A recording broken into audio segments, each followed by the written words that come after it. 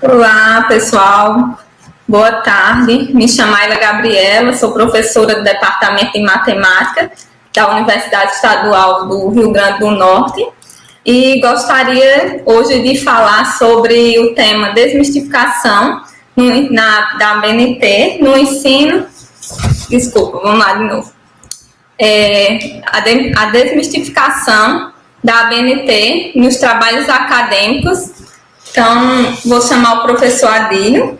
Ele é doutor e mestre em Linguística pelo Programa de Pós-Graduação em Linguística, pela UFPB. É especialista em Língua Portuguesa e Literatura Brasileira e Africana de Língua Portuguesa e graduado em Letras pela Universidade Regional do Cariri. Atualmente ingressou no estágio pós-doutoral do Programa de Pós-Graduação da Universidade Federal de Pernambuco e atualmente é professor do Departamento do Curso de Letras da Unidade Descentralizada de Missão Velha. Então, apresento o professor Adílio, seja muito bem-vindo e fique à vontade. Muito obrigado pelo convite. Trabalhar e discutir a BNT sempre foi um dos temas que me despertou interesse. Os alunos, quando entram no curso de letras ou em qualquer outro curso, matemática, ciências biológicas, eles ficam preocupados como é que eles vão fazer os trabalhos. Mas aí o que acontece? Enquanto eles não recebem a informação adequada a respeito da BNT, eles vão fazendo o trabalho do jeito que está na cabeça, do jeito que eles imaginam que é, principalmente usando tamanho de fonte equivocado. Sabe? Então, eu pretendo aqui trazer para vocês uma breve discussão a respeito disso. E, Adílio, na matemática, o problema ainda é maior, porque o pessoal não gosta de ler e tem muita dificuldade em escrever. Então, isso é o que a maioria dos alunos me relatam. Então, é algo que eu disse, não, então vamos trazer um professor que tem experiência com a BNT, né, com leitura, com escrita, para que a gente possa trazer esse trabalho também interdisciplinar. Então, a gente não pode trazer só apenas professores da matemática, mas tem que fazer esse trabalho, né, interdisciplinar. Então, fica à vontade para começar. E eu vou deixar, se quiser compartilhar o slide. Vou compartilhar sim. Mas antes, eu queria falar para vocês que estão me assistindo, que vão me assistir, que a BNT não é um bicho. A BNT não é aquele documento ou aqueles documentos que foram produzidos para te fazer infeliz, para te deixar triste. A BNT é um documento que vai te servir durante toda a sua vida acadêmica, desde a graduação até o pós-doutorado. Então, eu trouxe aqui para vocês uma breve discussão, certo? Então, eu vou compartilhar a tela. E aí, as dúvidas que forem aparecendo, os questionamentos, vocês fiquem à vontade para perguntar. Então, quanto a isso, vocês fiquem super tranquilos. Eu vou aqui falando com vocês e vou mostrando. Aila, eu quero que você libere aí a apresentação. Tem a opção embaixo. Pronto. Isso, pronto. Ótimo. Então, gente, boa tarde a todos. Sejam bem-vindos ao canal da professora Aila. E para mim é uma felicidade muito grande poder falar um pouquinho para vocês a respeito da BNT. Então, quando eu pensei nesse título, Desmistificando o uso da BNT em trabalhos acadêmicos, é justamente porque há uma espécie de mito, há uma espécie de fantasia que os alunos têm a respeito do uso da BNT, como se fosse algo impossível, como se fosse algo de difícil utilização. E a BNT não é bem assim. Nós precisamos conhecer a BNT. Não há necessidade de que vocês decorem, memorizem, saibam a BNT como se ela fosse a única forma de uso de normatização de trabalhos.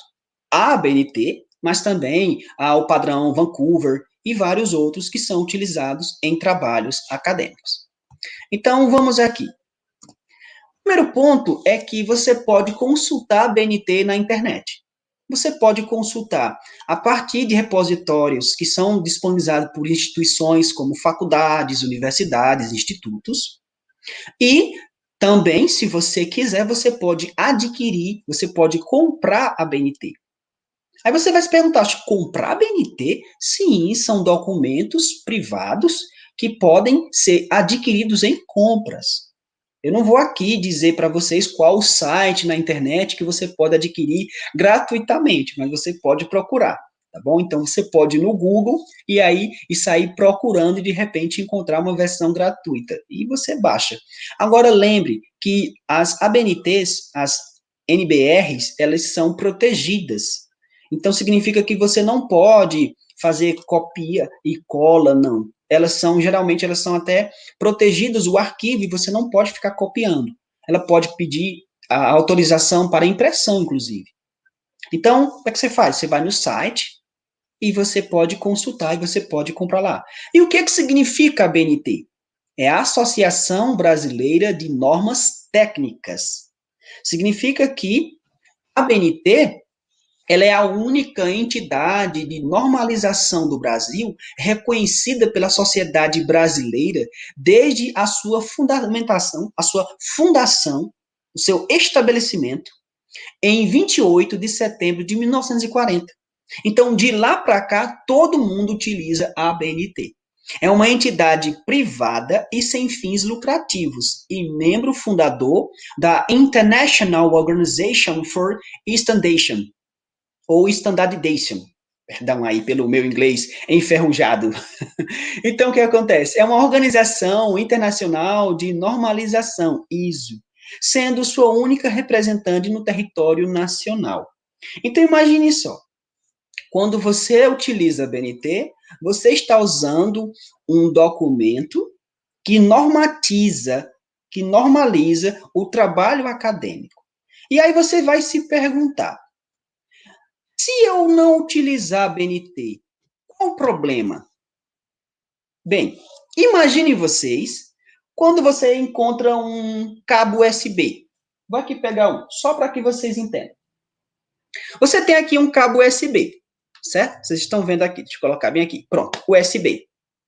Esse cabo USB, ele pode ser conectado em vários celulares, certo? E pode ser utilizado em vários computadores, porque há uma entrada para aquele cabo USB. Então, imagine só. Imagine que as empresas que produzem esses cabos USB resolvessem fazer o cabo USB do jeito que desse vontade. Em qualquer tamanho, em qualquer qualidade, em qualquer tipo de... ou com qualquer tipo de ferramenta de produção. Então, o que aconteceria? Quando você comprasse um cabo USB e você tentasse conectar no seu computador, ele não daria certo. Porque aquele cabo USB que você comprou é grande. Aí você vai e compra outro cabo USB. Ele também não funciona, porque ele é pequeno demais. Você vai comprar outro, e assim por diante. Você teria que comprar todos os cabos USB que você pudesse para encontrar um que desse certo no seu. Mas por que é que todo cabo USB dá no teu computador? Por que é que todo carregador... E olha só, gente, convidado especial aqui, ó, minha gatinha. Por que é que tudo dá certinho? Por que é que a entrada do teu celular é do mesmo jeito? Por que é que... Há alguns que são diferentes, não podemos esquecer disso.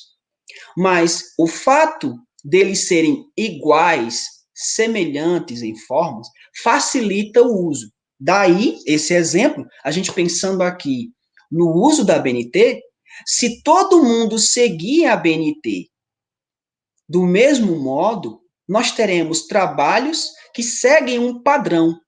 Por exemplo, nós temos aqui uma ABNT, uma NBR, uma norma, que todo mundo conhece, ou quem ainda não conhece, vai conhecer agora, que ela é a 10.520.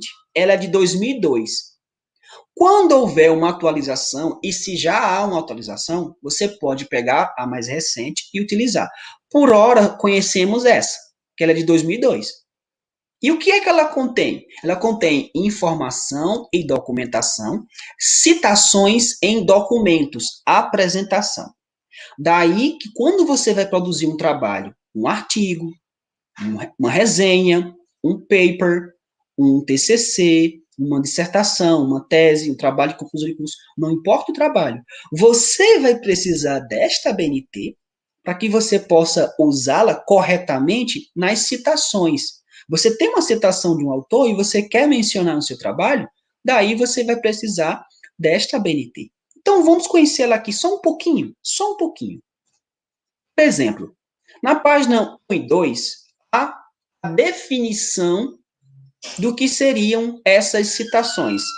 Por exemplo, item 3, definições. Para os efeitos desta norma, aplicam-se as seguintes definições. 3.1, citação. Menção de uma informação extraída de outra fonte. Então, no seu trabalho acadêmico, você vai precisar de citações de trabalhos, para que fundamentem a sua pesquisa, para que corroborem ou até mesmo discordem daquele ponto de vista. Então, não há como se produzir um trabalho acadêmico sem utilizar fontes, sem utilizar citações. É praticamente impossível você produzir um trabalho inteiro sem mencionar autores, sem mencionar outras leituras. Então, no item 3.2 diz que citação de citação. O que é isso? Citação direta ou indireta de um texto em que não se teve acesso ao original. Como é que isso acontece? Imagine só, você está lendo um autor em português e dentro do texto dele há uma menção a um autor do século XVIII que escreveu em francês e ele traduziu. Daí, você não tem como acessar aquela fonte em francês. É impossível para você. Mas ele teve acesso e ele traduziu. Daí, você vai usar no seu trabalho aquela citação traduzida e dizer de onde você tirou que foi do trabalho mais recente. Ou seja, é uma citação da citação. Você não teve acesso ao original. Muitas vezes o uso de citação da citação usa-se um termo, apud, junto de. Então é mais ou menos assim. Eu estou lendo Fiorin. Fiorin citou Chomsky. Então eu vou dizer que Chomsky apud Fiorin. Significa que Chomsky, a citação de Chomsky, está na obra de Fiorin. E foi essa que eu utilizei. Agora, gente, muita atenção. Um trabalho deve conter um mínimo de citações. E eu vou dizer o porquê disso. Se você tem um trabalho que vem lá, apud, vão te perguntar, e você não leu você não leu nos originais? Você não leu o original? Não, mas é porque eu não tive acesso. Você não teve acesso a nada? Você está fazendo um trabalho e todo ele é citação de citação. Você não conseguiu consultar uma fonte no original? Então você está empobrecendo o seu trabalho. Muitas vezes, quem está iniciando a pesquisa tem certa dificuldade com isso. Mas alguém que já está caminhando da graduação para uma especialização, para um mestrado, tem a oportunidade, por exemplo, de ler em espanhol, ler em inglês, ler em francês. Aí você vai na obra original, você mesmo lê e você mesmo traduz. Eu falo tudo isso porque eu já produzi um trabalho e eu usei muitas citações de citações, muitos ápodes. E eu recebi um parecer de uma revista. Senhor Adílio, seu trabalho tem isso e isso. Porém, há uma utilização repetida de citações, o que empobrece a pesquisa. Vejam, eu recebi essa crítica. E eu não fiquei com raiva. Um bom pesquisador não fica chateado quando ele recebe uma crítica. Ele tem que refletir sobre o erro que cometeu. Daí que eu refleti, percebi que cometi um erro, e diante disso pensei, não, já que eu cometi o erro, eu preciso refazer o trabalho. E lá fui eu, nas obras originais em inglês, lendo do jeito que deu, lendo em espanhol do jeito que deu, e traduzindo. Aí sim o trabalho foi aceito. E vejam só que existe a citação direta. O que seria essa citação direta? No item aí, 3.3 diz que é uma transcrição textual de parte da obra do autor consultado. Mas tenham muito cuidado com citação direta. Porque senão você vai fazer um trabalho, aí você coloca aqui, citação, citação, citação, citação, citação, citação direta, e seu trabalho também vai ser reprovado. Porque seu trabalho aí está mostrando que você não leu as obras. Você fez uma coletânea de colagens. Você saiu colando um monte de citação. Então não façam isso também. Um trabalho não pode ter muita citação de citação e também um trabalho não pode ter um monte de citação. Mas qual o limite? Qual a quantidade de citações? Não há um limite e não há uma quantidade. O que deve haver é o bom senso. De nada adianta você citar num trabalho de 10 páginas 40 autores e não desenvolver os argumentos, e não desenvolver a discussão. Mas vale um bom trabalho de 10 páginas com 5 autores bem mencionados, bem discutidos, bem aprofundados, do que um trabalho com 40 citações. Então não é a quantidade que diz a qualidade. É a profundidade em que você analisa os argumentos, que você interage com os autores. Você não pode colocar uma citação e deixar o autor lá e ir embora. Não. Por exemplo, um trabalho que é bem escrito, ele não deve estar cheio de epígrafes só por ter. Uma epígrafe colocada ali, aquela citação de um autor colocado no início de uma sessão, de um capítulo, tem que ter o porquê, tem que haver uma razão, tem que haver uma motivação. O seu trabalho tem que estar conectado àquela citação, àquela epígrafe. E um bom trabalho, aquela sessão não pode acabar com uma citação avulsa. Sempre que você usa uma citação direta, você tem que refletir sobre ela antes e depois. E conectar com outros argumentos. Lembre muito bem disso, você não precisa que toda citação concorde contigo. Pelo contrário, você pode ter uma posição contrária àquela citação. Daí mostra a sua originalidade. Mostra que você tem um domínio, tem um entendimento daquele conteúdo. Daí você está fazendo uma crítica àquele autor. Mas com ponderação. Você não pode aí sair criticando qualquer autor. Você não pode aí pegar um autor, por exemplo, um pensador, um filósofo da antiguidade que falava sobre geometria, falava sobre matemática, sobre física, você ir lá e dizer que ele estava errado, ele é louco, ele não sabe o que está dizendo. Tenham cuidado, porque há uma questão de tempo. Por exemplo, o que se descobriu pela física, pela matemática, na antiguidade clássica, na Grécia Antiga, ainda hoje é válido. Então, não é que você possa sair dizendo que alguém está errado. Você tem que ter razões, você tem que ter bases teóricas para criticar. Concordar com qualquer autor é fácil. Discordar é que é o bicho. Então, você precisa ter bons argumentos. E há uma citação indireta. Essa daqui eu apoio muito.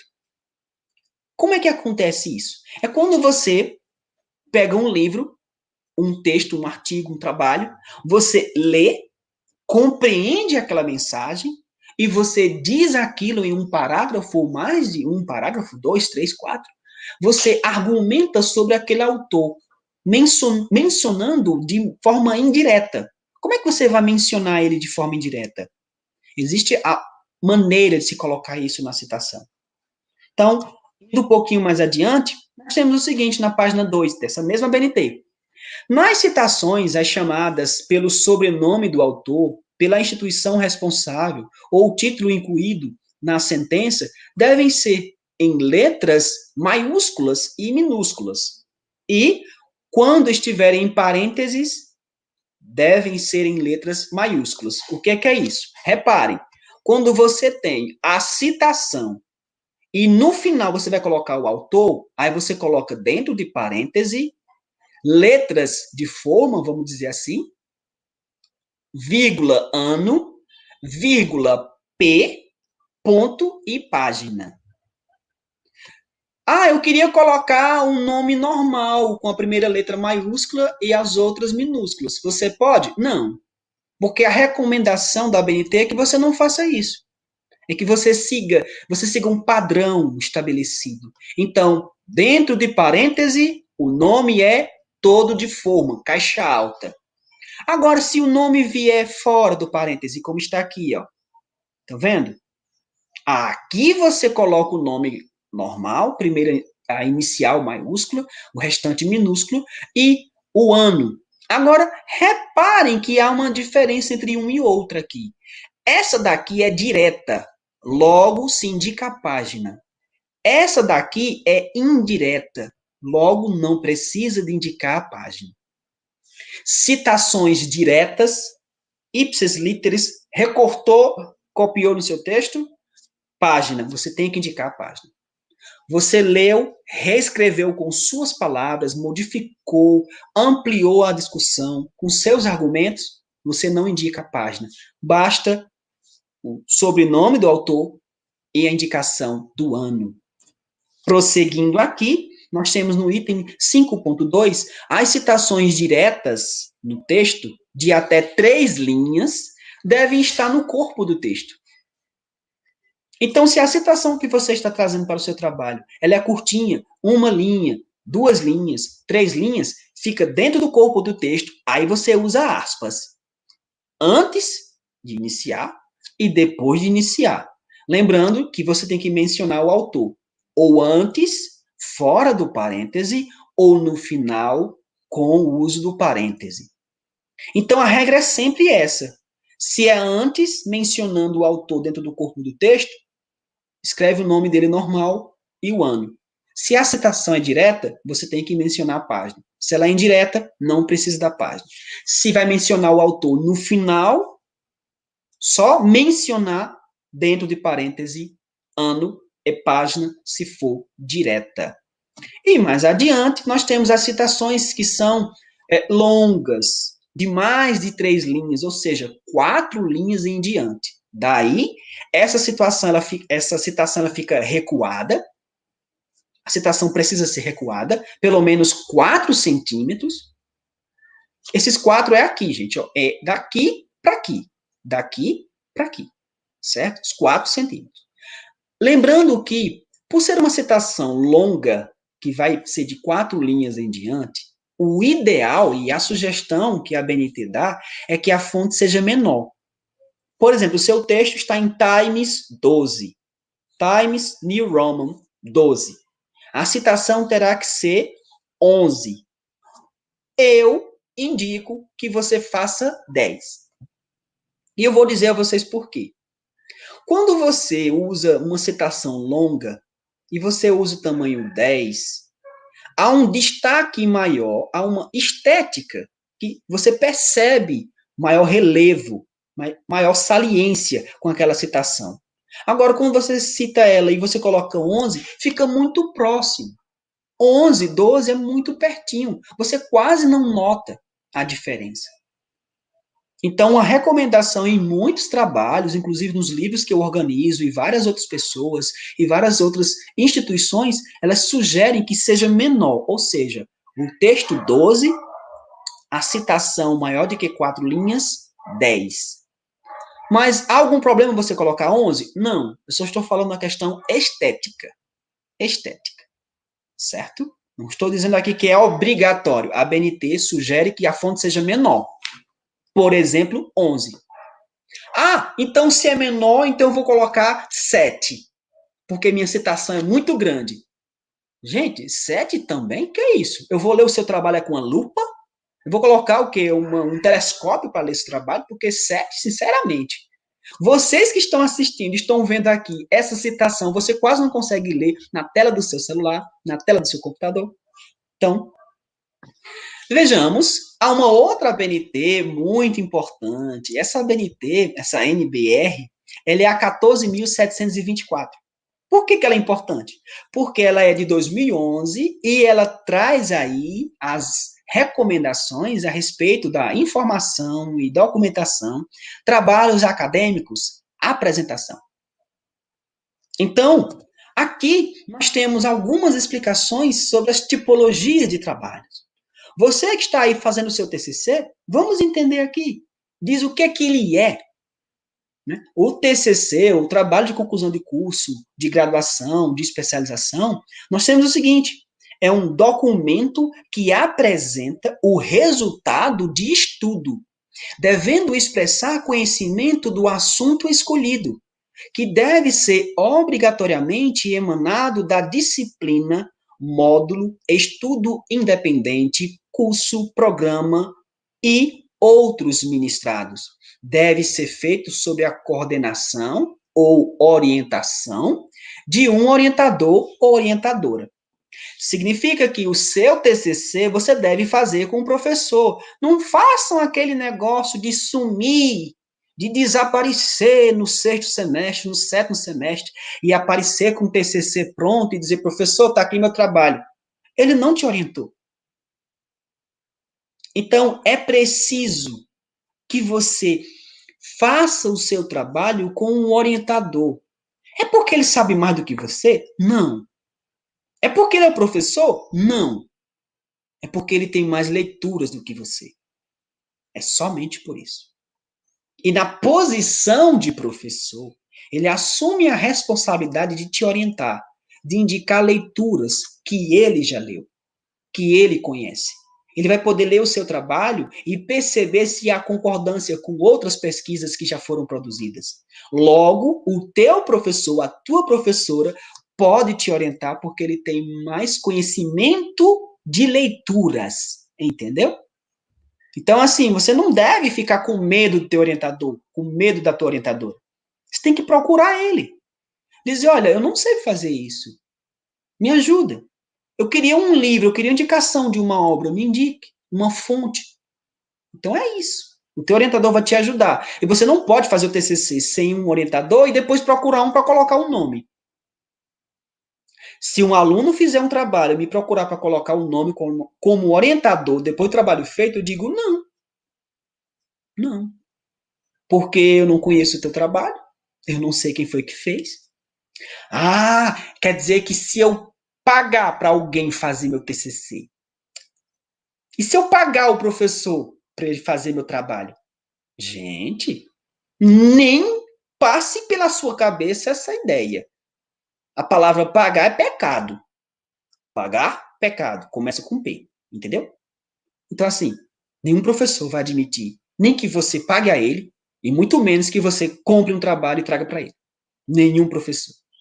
Então, se você pensa, ou já pensou em comprar um trabalho, você é um criminoso, porque isso é crime. Tem crime de plágio, tem crime de apropriação indevida de documentos. Você pode comprar um trabalho que foi feito na internet de todo jeito. E pior, você pode comprar já um crime pronto para você. E você pode perder o seu TCC e a sua graduação. Então, cai fora dessa. Faz seu trabalho. Sofrido. Caminhe esse calvário com Deus. Segura na mão de Deus e vai.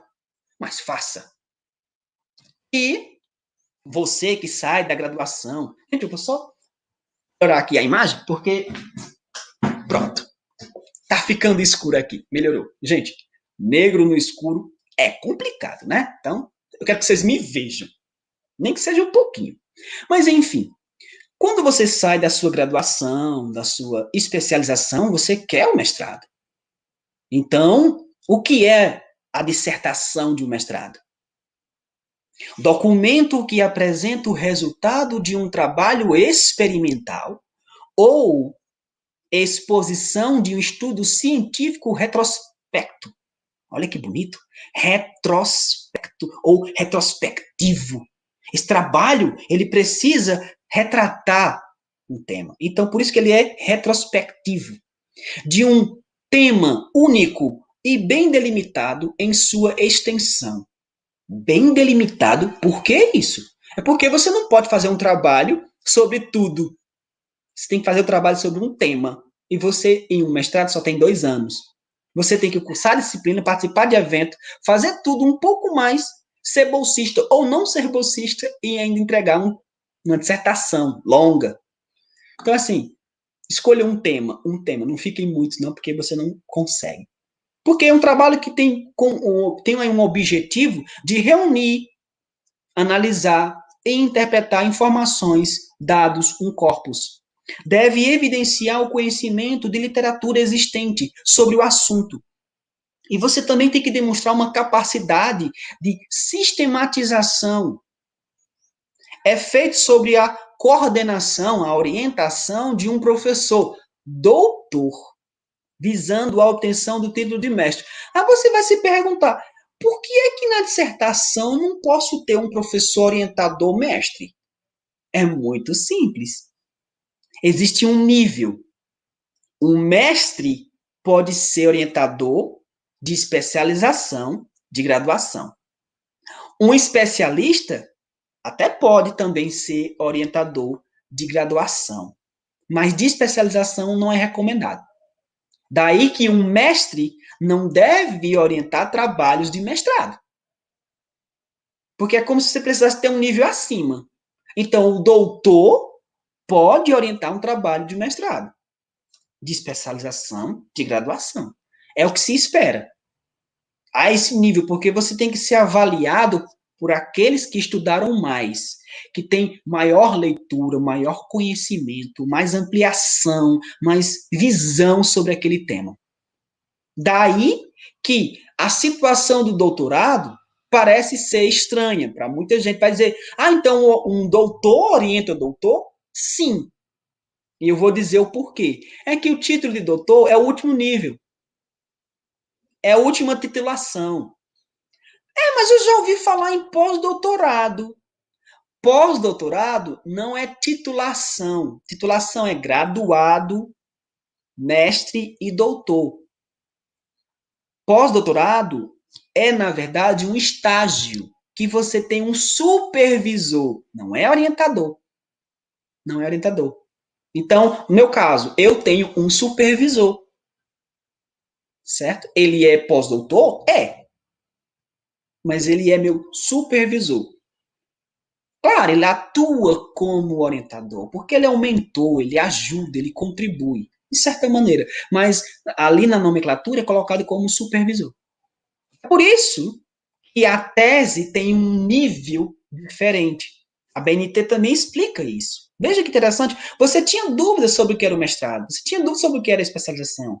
Você vai lá na BNT, ela te ajuda.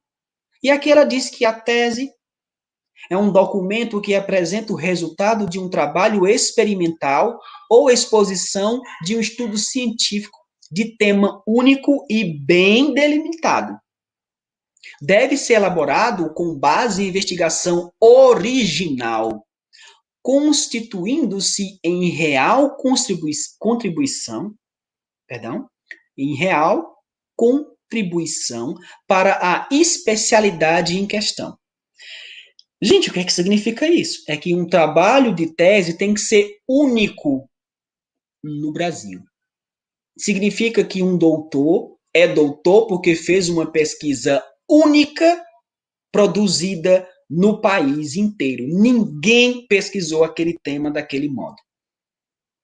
Então, você na sua graduação, você não tem que estar preocupado em fazer um trabalho que ninguém fez. Você não vai inventar a roda. Você precisa entender que no seu trabalho de graduação, você vai fazer um trabalho, geralmente um trabalho de revisão de literatura, um trabalho de revisão bibliográfica. Na sua especialização também. No mestrado, você se aventura um pouco mais e faz um trabalho original, faz um trabalho diferente.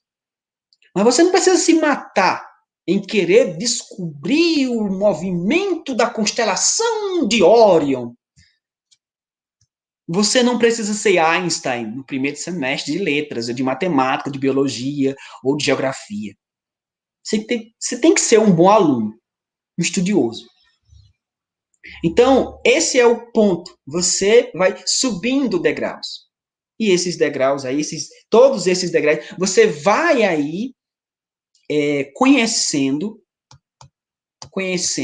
e se aprofundando. Bom? Só um minutinho, deixa eu ver aqui.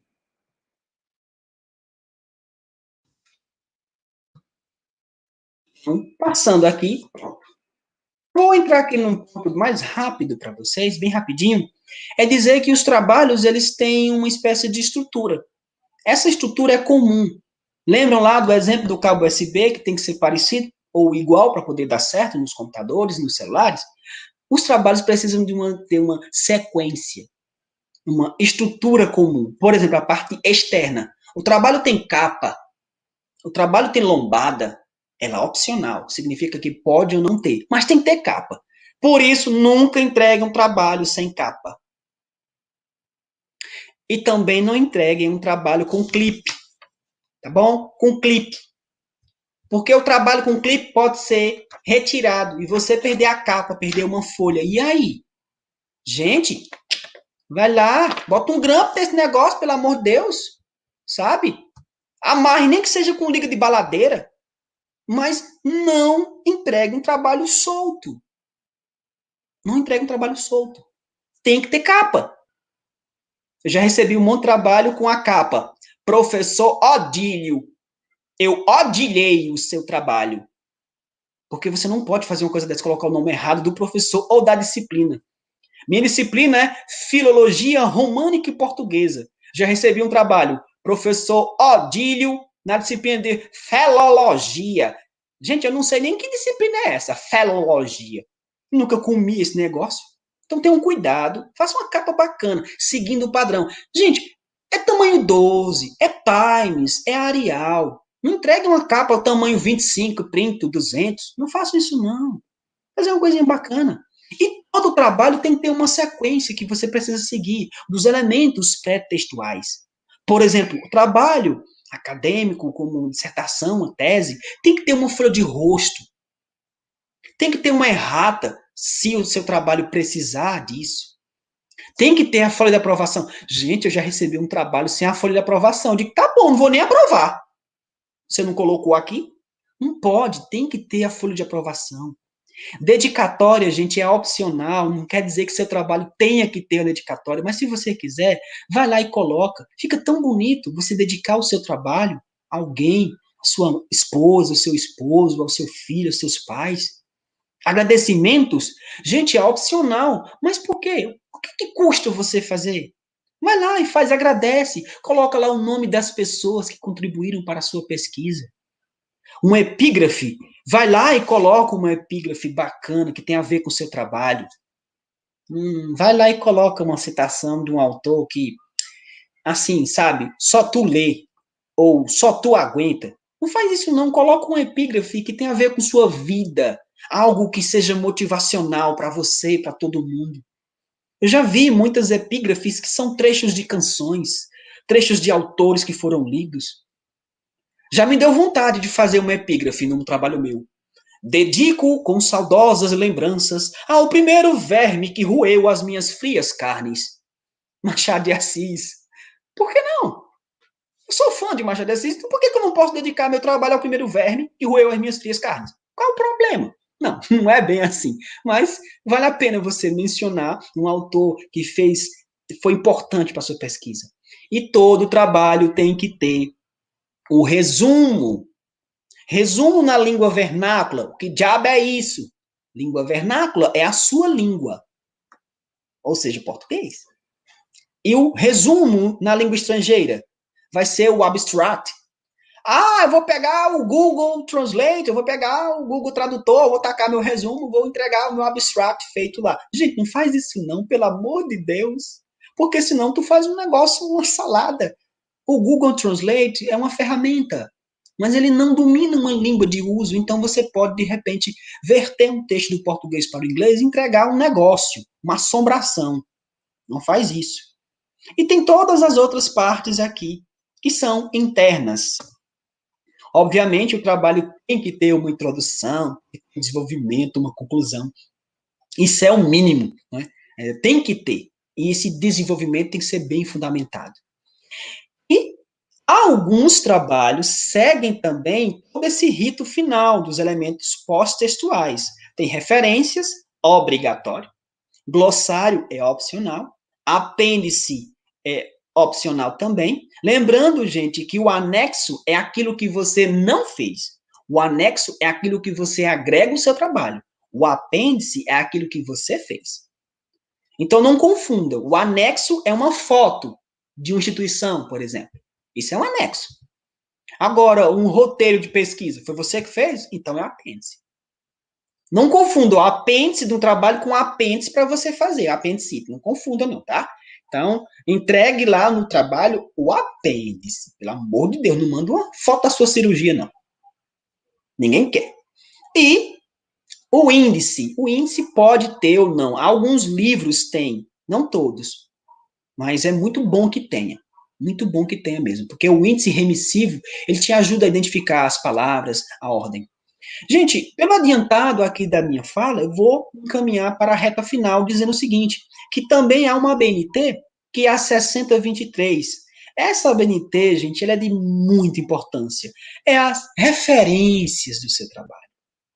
Gente, um trabalho bem feito tem que ter as referências bem arrumadinho, bem arrumadinha.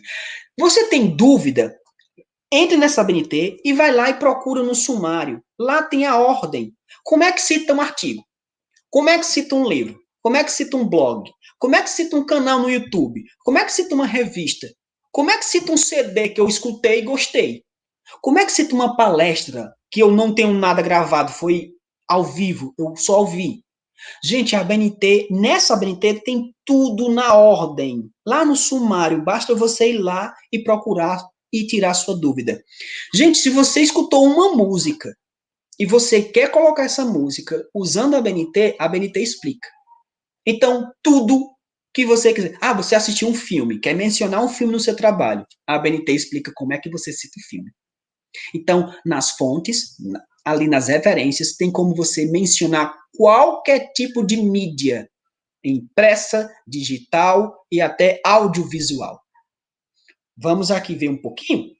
O que seria a referência? É o conjunto padronizado de elementos descritivos, retirados de um documento, que permite sua identificação individual.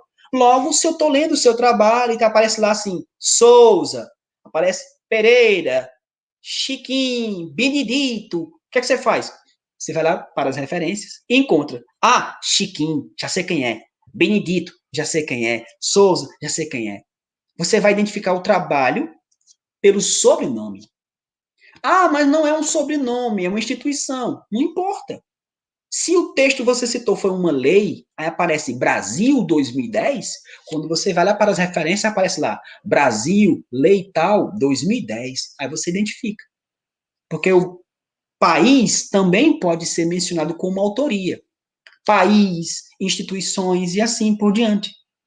E vejam que interessante. Existem os elementos da referência que são os essenciais e os complementares. Logo, você precisa colocar os essenciais. Por exemplo, o autor, o título, colocar a cidade, a editora, o ano. É um exemplo. Os elementos complementares são aqueles elementos que você vai colocar para ajudar a identificar mais ainda. Por exemplo, o livro que você está usando é de 1980. Ele é a quarta edição. Aí você vai lá e coloca quarta ed, porque você está identificando um pouquinho mais que aquele seu livro não é qualquer um, é o da quarta edição. Se o livro é uma tradução, você vai lá e diz assim, quem foi que traduziu? Tem gente que coloca quem foi que traduziu e ainda coloca o original, o título original naquela língua.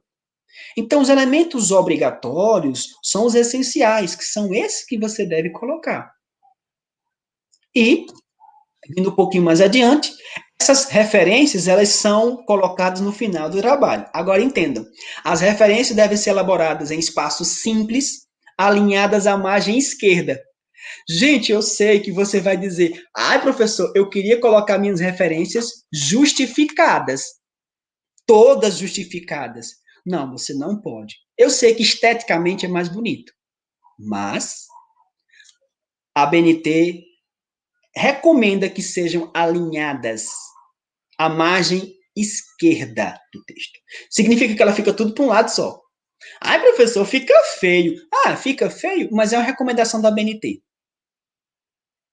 Eu sei que quase ninguém segue isso. Quase ninguém segue isso. E outra informação importante. As referências ordenadas em uma única lista, em ordem alfabética. Lembrando que você tem que padronizar. Se os títulos das obras estão em negrito, você deve colocar todas em negrito até o final. Você não pode usar itálico para título, negrito para título, sublinhado para título. Não pode. Você tem que padronizar. Usou itálico? Use até o final. Usou negrito? Use até o final. Itálico? Nem use. Nem use. Parece década de 90. Trabalho todo cheio de traço. Faça isso não. Ninguém usa mais. Sublinhado não. Mas assim, ele está pedindo que você normalize, vá seguindo do início ao fim. Eu sempre uso negrito, porque todos os exemplos da BNT são em negrito. Então, eu prefiro usar negrito. Você sofre menos. E temos a BNT NBR 6022. Essa daqui, gente, ela é uma das BNTs que são importantes, mas que são um pouco utilizadas. Justamente porque quando você manda um artigo para uma revista, você segue o padrão da revista. Cada revista parece um negócio. Cada revista tem um padrão. Quantidade de páginas, organização, estrutura.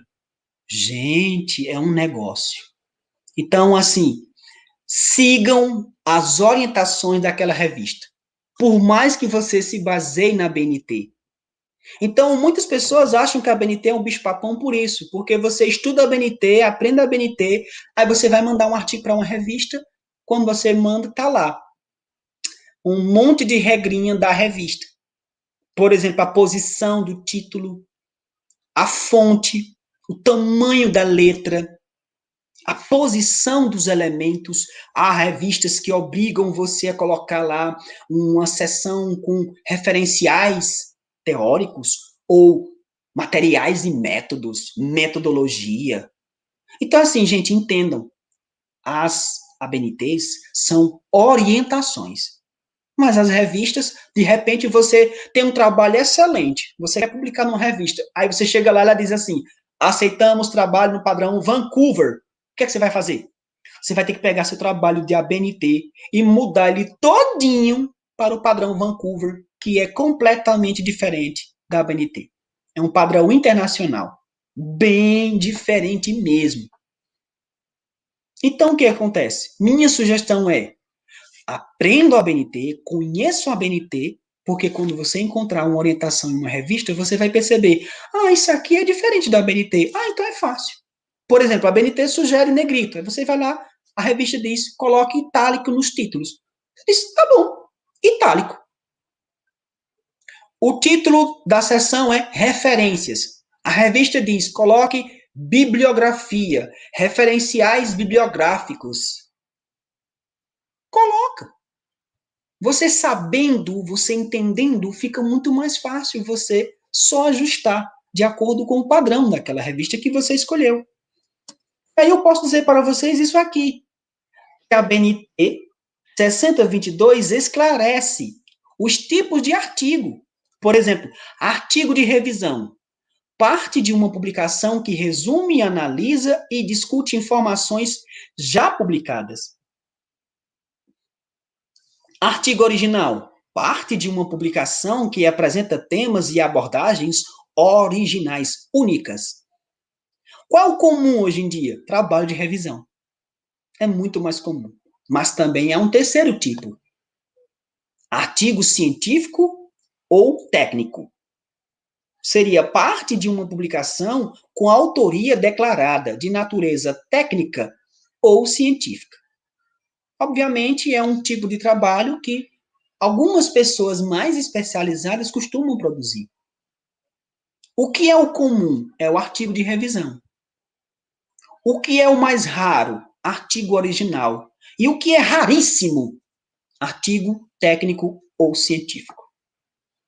Muitas vezes, gente, esse artigo científico são aquelas publicações, por exemplo, vocês estão vendo aí um monte de divulgação científica sobre a pandemia. Então, muitos deles são trabalhos científicos publicados em revistas internacionais de ampla divulgação, de ampla pontuação. Bem, como não poderia deixar de mostrar aqui por último, as referências que eu utilizei hoje. Lembrando que a Associação Brasileira de Normas Técnicas, você coloca em letra de forma, caixa alta, recomendação da ABNT. O título, negrito, ABNT NBR 10.520 e as outras todas. Coloca tudo direitinho, completo, o título de cada uma, e Rio de Janeiro, 2 pontos, ABNT, porque é ABNT, e o ano, 2011, 2002 e assim por diante. Ok? Espero que tenha ficado claro para todos vocês. Ok, Ali, muito parabéns, né? Tá todo mundo aqui elogiando sua didática, dizendo excelente didática. E tem uma... demais. Mas foi ótimo. Tem duas perguntas. Safira está perguntando como é a folha de aprovação. Pronto. A folha de aprovação, ela é determinada pela instituição.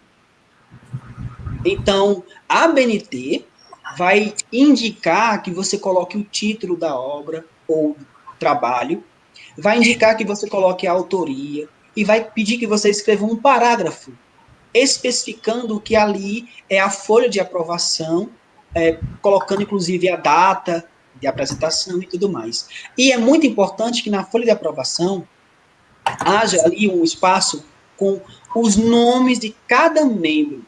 Então, assim, vai ter o nome do presidente ou presidenta, que vai ser ali o orientador, vai ter o nome de cada um dos autores, professores que estavam ali presentes. Então, são os avaliadores. Tipo, avaliador 1, avaliador 2, avaliador 3. Geralmente, a folha de aprovação não há um espaço para colocar a nota individual de cada avaliador.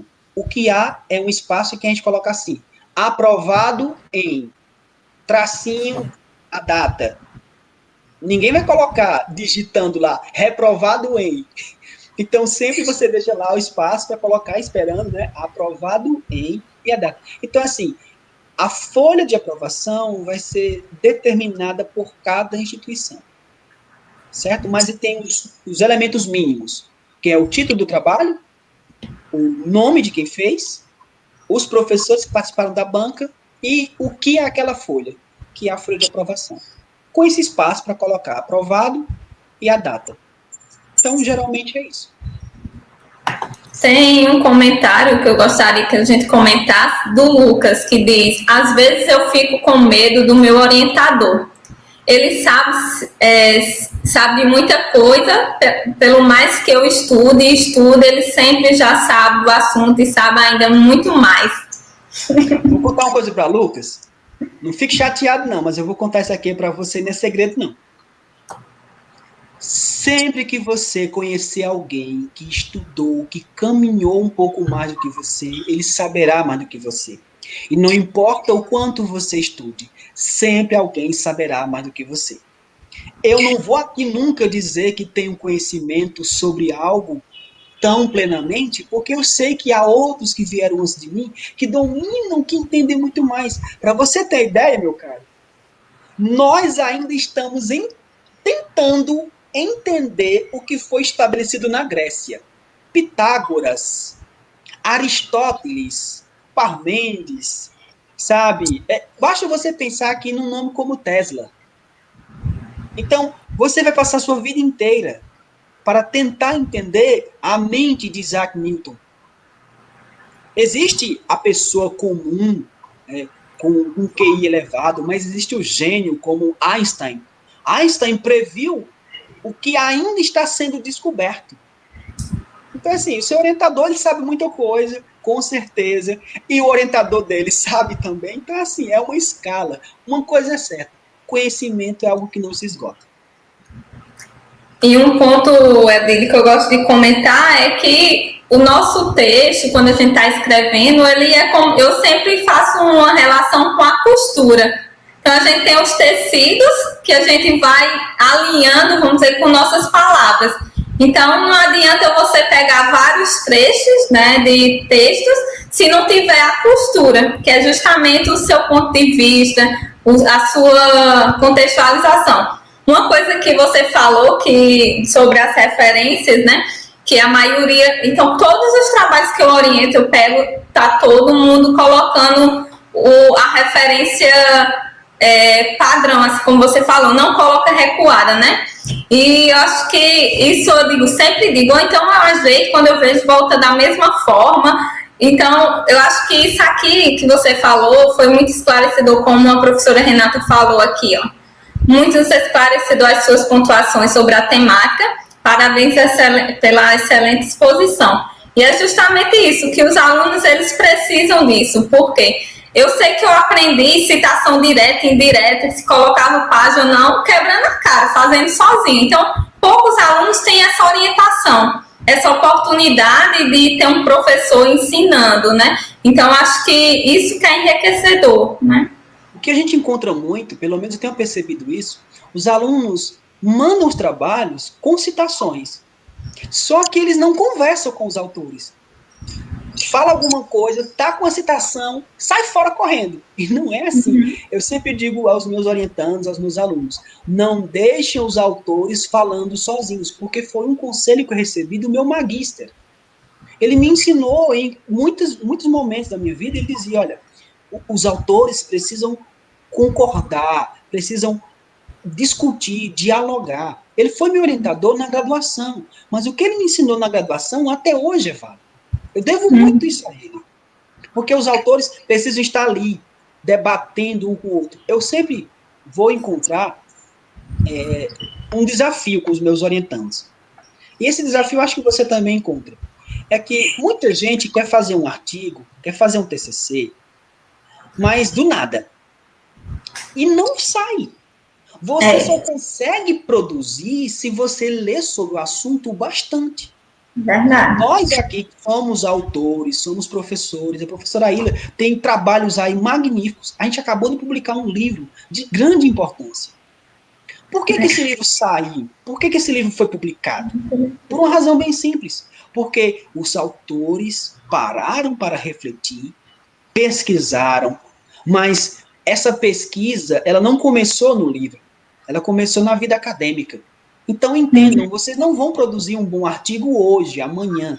Vocês vão passar a vida de vocês produzindo. Eu não posso dizer que eu vou escrever um artigo e vou mandar para uma revista e ele vai ser aceito. Ele, com certeza, pode ser reprovado. Sim. Entendeu? Para vocês terem ideia como a vida acadêmica é. Você faz um artigo e manda para uma revista, ela recusa. Você faz de novo, corrige e manda para outra, ela recusa de novo. Você faz de novo e manda para outra, ela recusa. Aí o que você tem que fazer? Desistir? Não, é você perceber que você está fazendo mal feito. Você precisa parar, refletir, corrigir, melhorar, por que não até mudar a estratégia, mudar a perspectiva. Porque, por exemplo, quando a gente fala a respeito de seleção de mestrado, só para a gente chegar aqui nos finalmente, é que muita gente produz um projeto de pesquisa excelente. O projeto tem capa, segue um modelo com introdução, apresentação, objetivos, justificativa, metodologia, segue todos os padrões. Manda para um processo seletivo de mestrado e é reprovado no projeto. E aí você diz, pelo amor de Deus, o que foi que eu fiz errado no meu projeto? Esteticamente, nada. Estruturalmente, nada. Você cometeu um erro. Você utilizou um referencial teórico que não está em acordo com quem avaliou. Não é que o que você usou não presta, é ruim, não. Só não houve concordância. Eu já passei por isso, eu já fui reprovado no processo seletivo. Eu já passei também. Pois é, por isso, eu fiz um projeto bonito, mas eu vou dizer para vocês o que aconteceu, como é engraçado. Meu projeto foi aprovado na avaliação, mas ele não foi aceito para a entrevista. Aí você vai dizer, você passou a prova escrita, passou no projeto, ele foi aceito, mas ele não foi aceito para a entrevista. Eu vou dizer para vocês, eu disse que ia analisar o discurso político de Júlio César no 1º século a.C., lendo as obras dele em latim. A banca disse, eu vou ler esse menino? Nem a pau. Eu não vou avaliar, não. Vocês ficaram com raiva, com medo, estranho, ou disseram assim, esse cara é louco. É louco. Eu não quero saber desse trabalho, não. Reprova logo. E sabe o que acontece? Eu não me chateei, eu não fiquei com raiva. Claro, no dia eu queria quebrar a cadeira. No primeiro dia, mas cabeça erguida, né? E continua. Fui para a Paraíba, cursei meu mestrado, cursei meu doutorado, estou agora na UFPE, no meu pós-doc. Então, assim, Ó, você não pode desistir no primeiro empecilho. concordo. Claro, meu trabalho podia estar ruim, meu trabalho podia não ter bons argumentos, mas se eu fosse ouvido na entrevista, eu entenderia. Eu fui eliminado sem ter É. condição de falar, de poder me expressar. Mas, gente, eu digo para vocês, cada um que está aqui, prepare o seu projeto, siga a BNT, siga as recomendações do edital. Entendo, a BNT é uma ferramenta para o teu auxílio. Já pensou você receber um trabalho de graduação, você que é professor, professora, receber um trabalho em que a capa é tamanho 20, o texto é fonte 16, passamento triplo. Eu passei um trabalho há pouco tempo e eu disse assim, gente, o espaçamento do texto é 1,5. 1,5. Não faça um espaçamento simples. Aí um aluno perguntou, por que, professor? Eu digo, vamos lá. Se você me entregar um texto de uma lauda, espaçamento simples, se eu colocar ele em espaçamento 1,5, pode Duas páginas. chegar a 2 ou 3 páginas. É. E eu quero o poder de síntese. Você tem que sintetizar seus argumentos em uma folha, espaçamento 1,5. Aí foi que ela entendeu. Ah, então quer dizer que eu vou trabalhar menos. Eu digo, não, você vai trabalhar mais. Porque se você escrever espaçamento simples, você pode encher um pouquinho de linguiça na manteiga aí. Eu quero que você seja objetivo, argumentativo, seja direto e escreva tudo espaçamento 1,5. Então, a vida de... Ah, pronto, aqui, ó, Rames, me orientando aqui, ó. A vida acadêmica é tensa. É. E um erro que ocorre muito com meus alunos é eles terminar um capítulo com a citação direta. Parou ali a citação direta. Eu digo, rapaz, não faça isso não. Por quê? Parou ali e agora. Não tem uma conclusão daquele capítulo, então faça um fechamento, né? Então, alguns detalhes que faz toda a diferença do seu trabalho. Às vezes um trabalho da universidade que um professor pede sem muita cobrança, mas aquele aluno que entrega com a BNT todo organizado, o professor já olha com outros olhos, né? Então, a gente está na academia, então você tem que começar a praticar isso, que aos poucos isso se torna rotina na sua vida, né? Se torna fácil. Eu olhava para aquilo e achava muito difícil, mas hoje se tornou algo fácil, né? Olha, eu tenho um exemplo de vida, uma colega minha, não vou citar o nome nem dela nem do professor, mas assim, eu lembro que na graduação nós entregamos um trabalho. E esse professor, que hoje é meu amigo, tenho um respeito, um carinho muito grande por ele, ele disse assim, gente, eu acabei de receber um trabalho de um de vocês em que há citações, comentários, usa-se a BNT, eu lembro disso, inclusive referências. Aí eu fiquei pensando, o que é a BNT? Eu pensei na graduação. Eu digo, meu Deus, o que é a BNT? Eu preciso aprender. Nessa época, isso eu estava no 5º semestre. Tem uma pergunta aqui do Carlos Eduardo, que ele está perguntando o seguinte, alguma recomendação para quem está iniciando na academia e pretende aprender mais e um dia publicar melhor?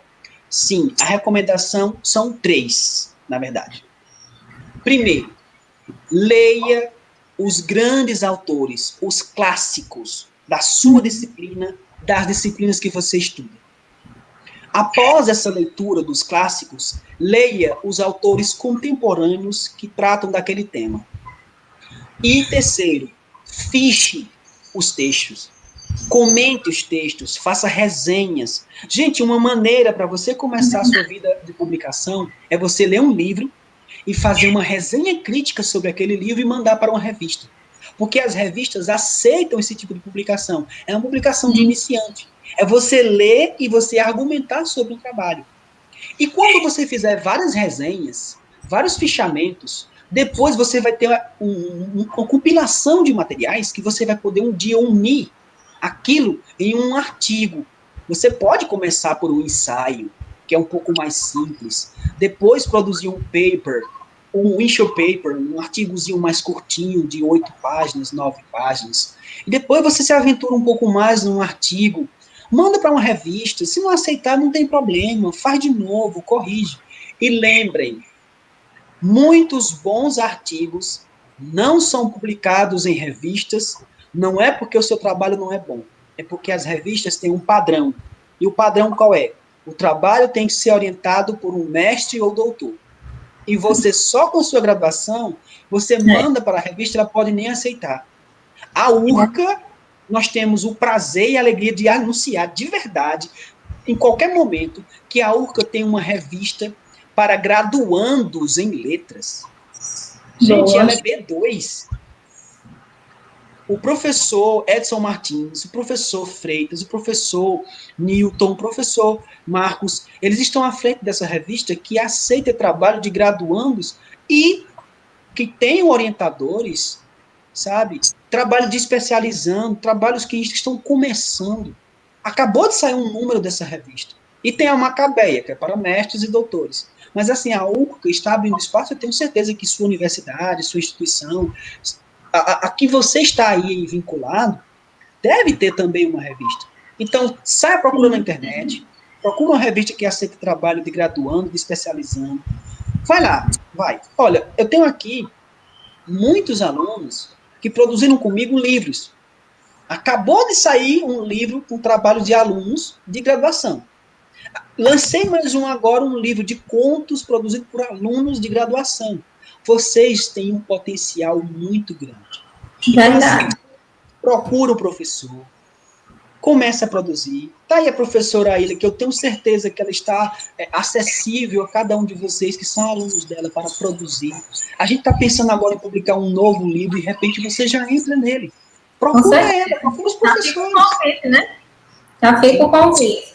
Porque muitas vezes eles não acreditam, só da graduação, não acredita que pode fazer um trabalho bem feito, muitos com muitas ideias. Outro ponto que eu gosto de falar, quando um aluno vem perguntar, professora, eu quero que a senhora me oriente, qual o tema? Eu digo, olha, o tema você escolhe, porque quando você vem com um tema, você já vem com a metade do caminho, porque você já fez alguma leitura sobre aquele tema. Então, é algo que a gente precisa. Se eu lhe der o tema, eu posso até lhe dar, mas você pode ter uma dificuldade maior, você não pode não, né, ter a facilidade se você vir com esse tema. Então, eu sempre deixo o tema aberto e vou discutir. Não, realmente esse é bom, esse não é, e aí sai o trabalho, né?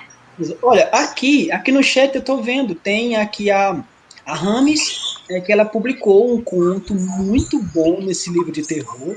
Tem aqui, ó, a Tayana, que também fez uma publicação importante. Então, assim, são alunos da graduação que já estão prontos para o mestrado. Imagine só, um aluno que acabou de sair da graduação, é um aluno que eu digo, essas meninas, esses meninos, tem muitos aqui, muitos alunos bons mesmo, estudiosos, uma grande parte. Eu fico feliz por isso, porque é uma grande parte. Nem precisam pensar muito numa especialização.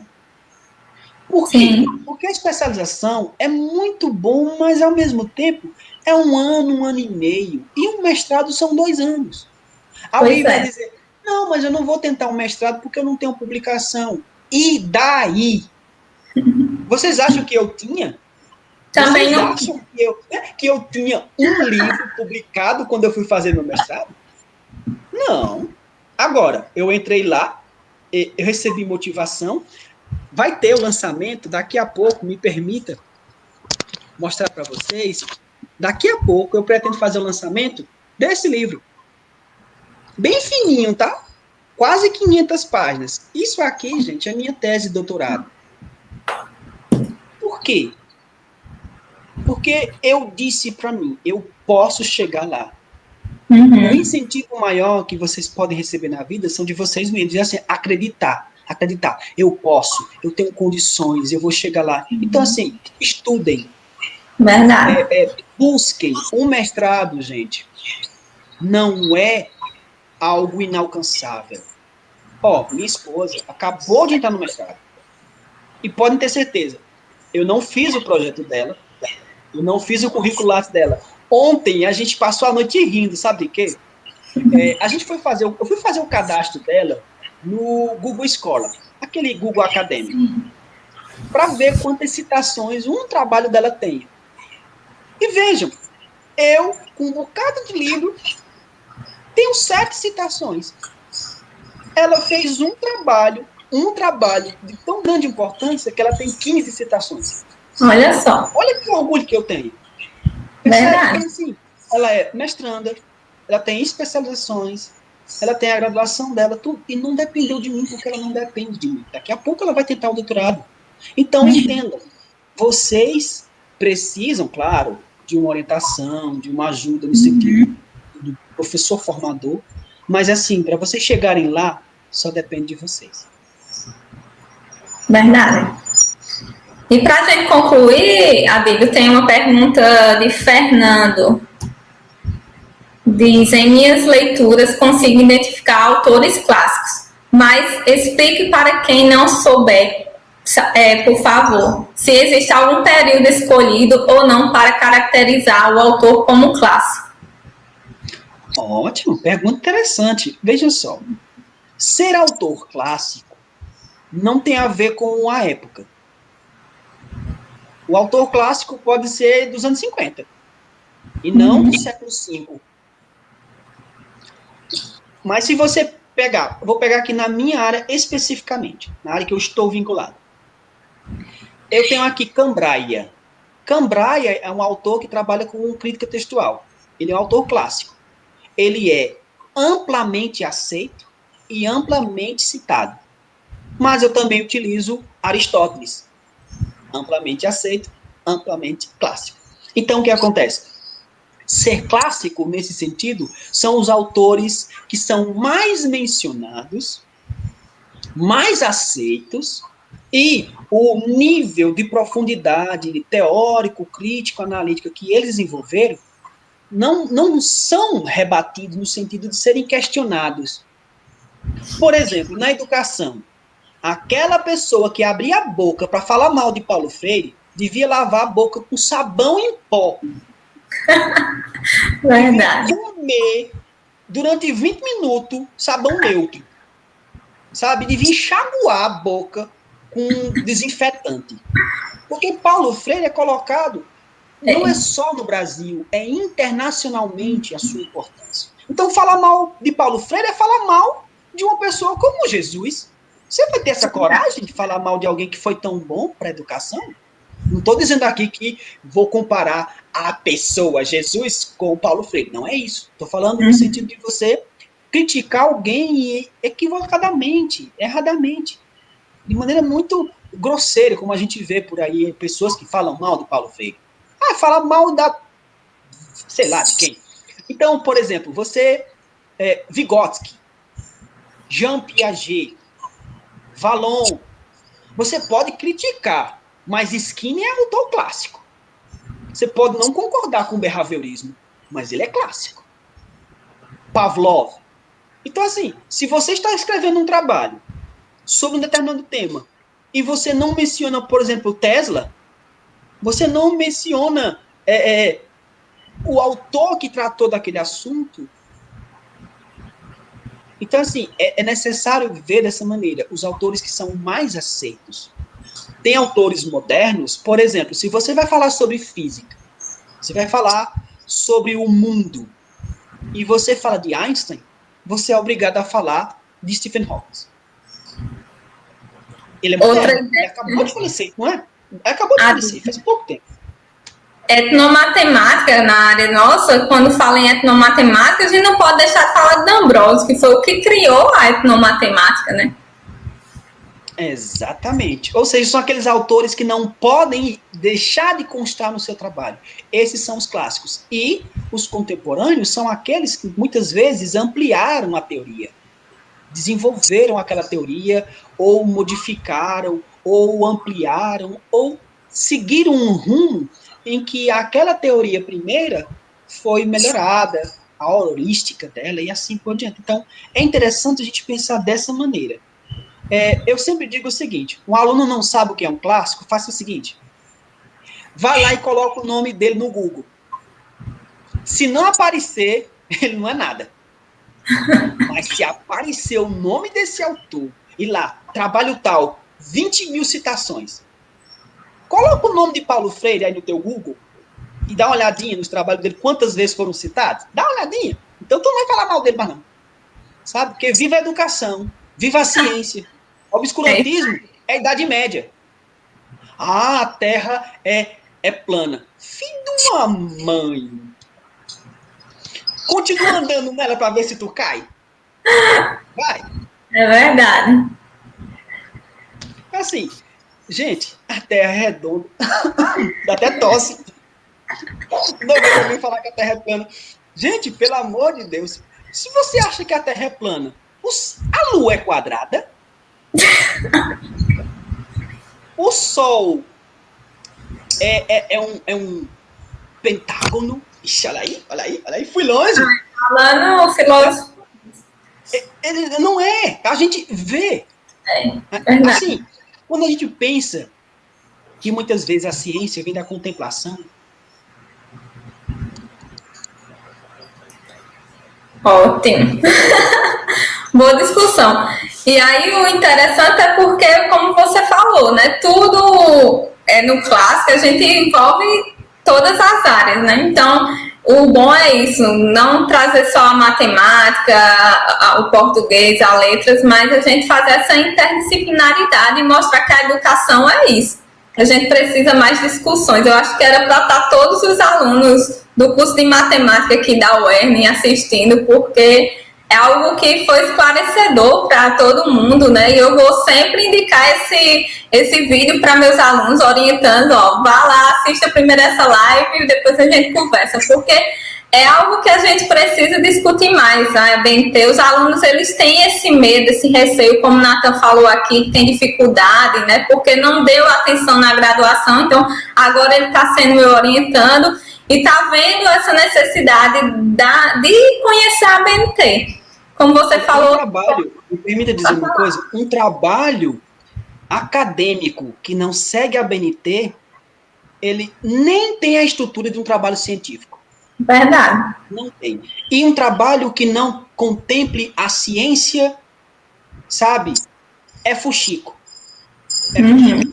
Assim, nós precisamos da ciência. Não importa se é a ciência da linguagem, que é a ciência física, quântica, não importa.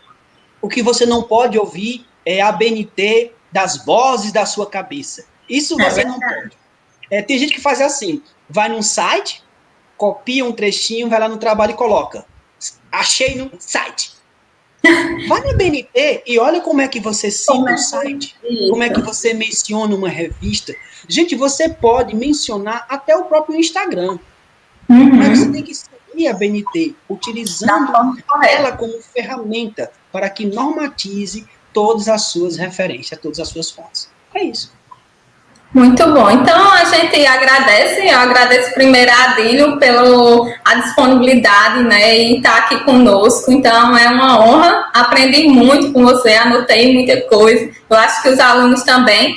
Agradecer, tem muitos ex-alunos da URCA aqui, Tamir e Joyce estão aqui assistindo. Tem um pessoal da UES também que está aqui participando. E os alunos também do Residência Pedagógica, Matemática e PATU. Então, só agradecer também o apoio da SBEM RN, que vem fazendo esse trabalho com a gente. E só dizer, Lília, que está aqui, olha, nossa amiga, e tem vários amigos também. Então, eu agradeço a todos, né, pela participação. E em breve a gente vai fazer mais lives. Então, quem ainda não curtiu, não seguiu o nosso canal, segue para ficar por dentro. Aí, tudo que a gente está compartilhando, né? Adílio, se quiser também falar do canal, do seu canal, pessoal. Eu vou repostar esse vídeo no meu canal, anexando o seu, para que todo mundo possa ver também. Porque é aquela coisa, a gente que é de letras precisa da BNT, e quem é da matemática precisa. Gente, você não vive sem a BNT, a verdade é essa. É verdade. Show. Então, a gente encerra. Boa noite a todos. Tchau.